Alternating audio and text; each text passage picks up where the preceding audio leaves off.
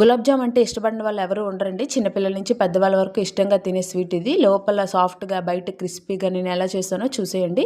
2 కప్పులు గులాబ్ జామ్ పిండి తీసుకొని గోరువెచ్చని పాలు వేసుకుంటూ సాఫ్ట్గా కలుపుకొని పక్కన పెట్టుకునే ముందు 2 స్పూన్స్ నెయ్యి వేసి కలుపుకొని పక్కన పెట్టుకోండి.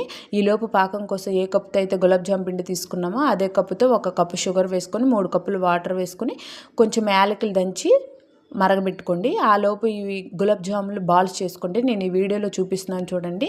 ఫస్ట్ అరచేతిలో పెట్టుకొని ప్రెస్ చేస్తూ చుట్టుకోండి ఒక 3-4 రౌండ్స్. తర్వాత సాఫ్ట్గా స్లోగా పైన మాత్రమే రుద్దుకోండి. నేను ఈ వీడియోలో మళ్ళీ చూపిస్తున్నాను చూడండి. ఫస్ట్ ప్రెస్ చేస్తూ చుట్టుకోండి, తర్వాత పైన చుట్టుకోండి. మీకు విరగకుండా లోపల వరకు ఈవెన్గా కుక్ అవుతుంది. ఇలాగైతే ఒకసారి ఇలా ట్రై చేయండి.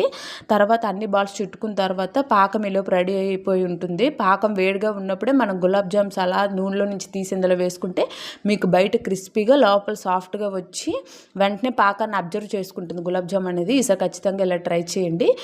ఆయిల్ మాత్రం బాగా హీట్ ఎక్కిన తర్వాత కాకుండా కొంచెం గోరువెచ్చగా ఉన్నప్పుడు ఇవి వేసుకుంటే మీకు లోపల వరకు బాగా కుక్ అవుతుంది. హైలో పెట్టి కాదు సిమ్లో పెట్టుకొని లేదా మీడియం ఫ్లేమ్లో పెట్టుకొని ఈవెన్గా అటు ఇటు తిప్పుతూ 2 పక్కల కాల్చుకొని గులాబ్ జాములు వేడిగా ఉన్నప్పుడే పాకంలో వేసేసుకోండి. పాకం కూడా కొంచెం గోరువెచ్చగానే ఉండాలి, అప్పుడే బాగా పీల్చుకుంటాయి. ఇంతేనండి గులాబ్ జాములు.